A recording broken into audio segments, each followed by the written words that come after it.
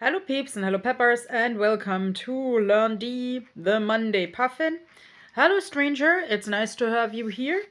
I am an artist on the autistic and asexual spectrum, and I find it like royally funny that the word for Monday in French and the word for puffin in Icelandic spell exactly the same. So I am always doing a little Monday reflection time with a puffin where I am recounting a story about my experience of living in Iceland. Um, this is from my Puffin Tarot designs. Actually, when I started doing Scandinavian studies more than 20 years ago, when the world was still full of hope and full of, like, especially hope for uh, a united Europe and everything. Yes, I wanted to learn more about Europe. And then all the people went like, wow, you're doing like Scandinavian studies. What are you going to do as a job with this? What are you going to earn? What is going to bring your bread to the table?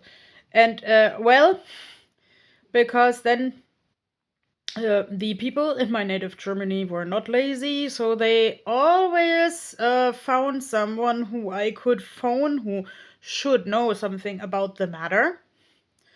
And there was this one person who I phoned um, because I wanted to know what they had to say. And they said, like, many people who do Scandinavian studies go into like esoterics because this is something that people pay for. And like in today's time, I I see that.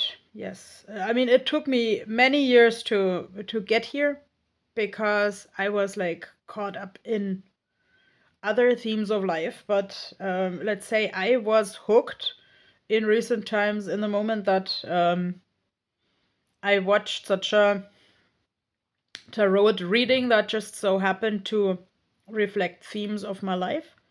So I decided to pick up an old idea of my friends to make a puffin tarot, and this is very fitting to the pink theme of the day. Um, this is supposed to be the star card, the hope, because in Iceland there is a awareness project called the Pink October. It is my understanding that this is also in other countries as breast cancer awareness. Here I see it like as general cancer awareness. And yesterday at church, everyone dressed in pink except for me because I didn't know that we were supposed to dress in pink. But I had this cap on with some pink. I hope that will count. And they had a little bazaar with Pink October articles, so I bought the socks.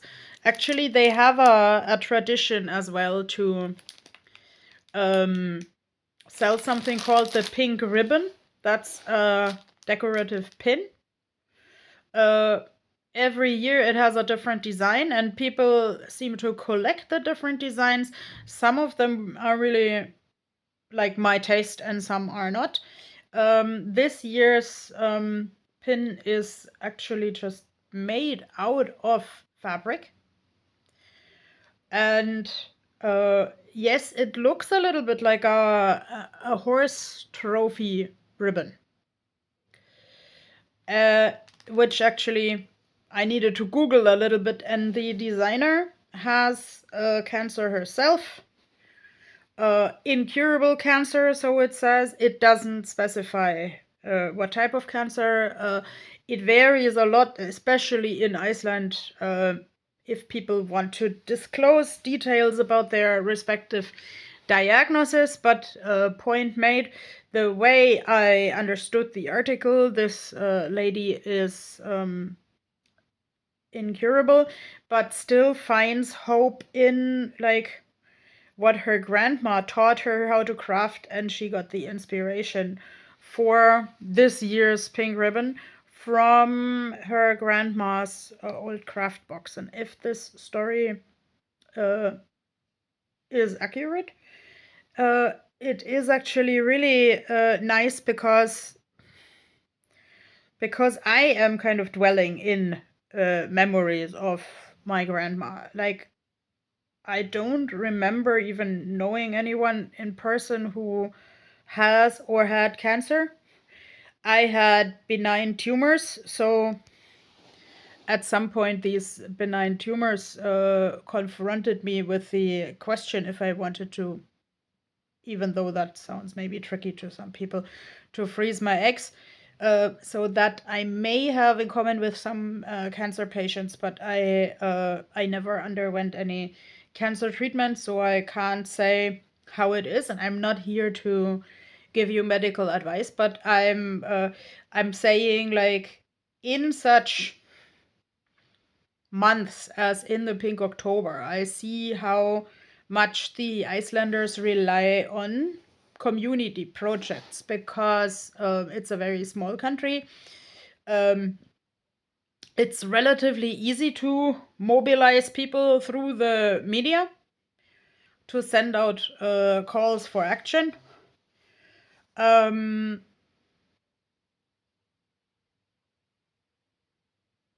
and to share stories also as a form of shaping identity. And, like, even on, like, when I'm listening to music on YouTube, I'm getting like a lot of advertisings for the Pink October now, focusing on, yeah, both the loss of a loved one, or even the, let's say, gaining of a loved one, because the loved one says they don't know how much time they have left and they want to live more intensely.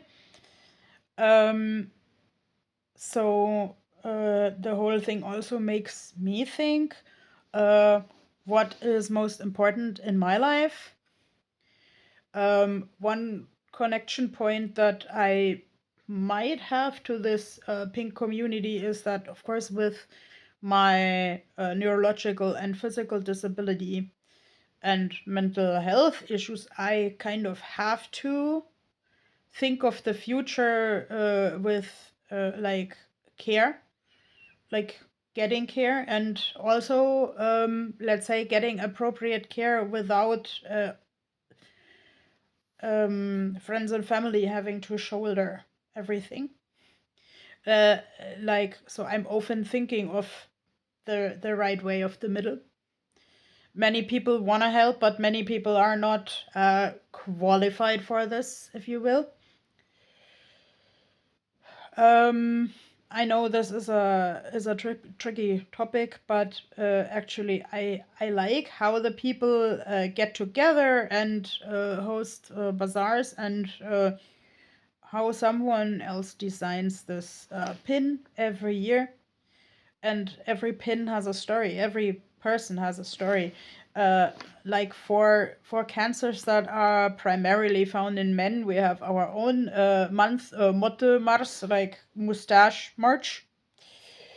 And I think you can also buy Mustache March socks.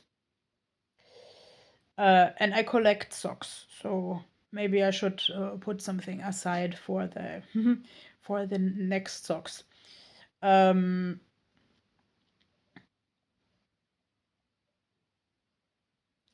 so yes, let's take care of each other, and yeah, the more I think about it, now I suddenly remember that I have some pen friends who have or had cancer. So I'm saying this to say that I don't always have this on my radar, but it is um, more everywhere than we think it is.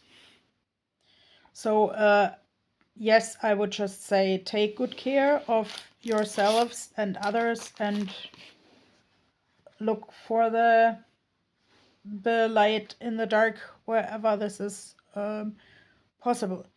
And I wish you lots of love and strength. And if you want to, I wish you a community project where you can participate with your concrete talents and limits. Have a lovely day. Bye bye.